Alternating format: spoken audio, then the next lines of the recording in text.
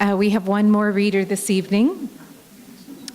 Julie Salverson, a Queen's University drama professor and friend of Carolyn Smart's, said of Carolyn at the launch of her most recent book of poetry, Careen, that she dive bombs into the darkest of places.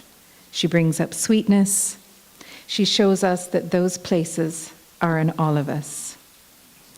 Carolyn Smart was born in England and moved to Canada as a child.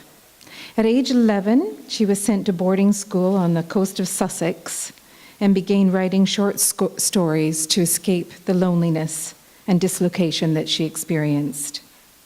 Coming back to Canada, she completed a secondary school in Toronto and began writing poetry. Her first poem was published at the tender age of 17, and she continued to publish through her years at the University of Toronto, where she majored in English literature and Far Eastern religion.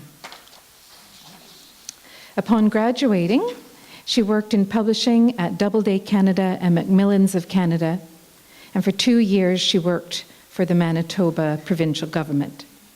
Back in Toronto, she continued to study poetry while working various part-time jobs. A few poets in the room probably can relate to that particular sentence. In 1979, she began writing full-time. The dream. And her first collection of poetry was published 2 years later in 1981. Living now for many years just north of Kingston, Ontario, she continues to write, and she teaches both online for the Writers in Electronic Residence and as Director of Creative Writing at Queen's University. Carolyn has authored 7 collections of poetry. Only, 53 to go to catch up to Barry? No pressure to catch up to Bruce. Yeah, no pressure. Right, Bruce? No pressure.